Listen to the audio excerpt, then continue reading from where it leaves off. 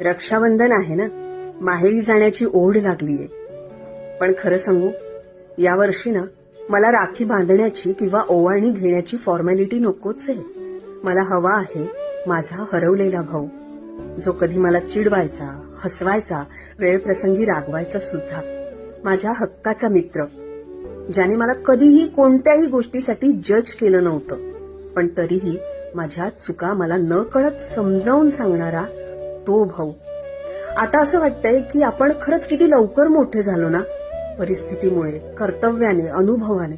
पण या सगळ्या आयुष्याच्या गर्दीत कुठेतरी तो भाऊ हरवलाच, जो कधी माझ्याशी खेळायचा, मला खेळामध्ये हरवायचा, मी चिडायचे, तो माझी गंमत करायचा. तो भाऊ हवा आहे मला.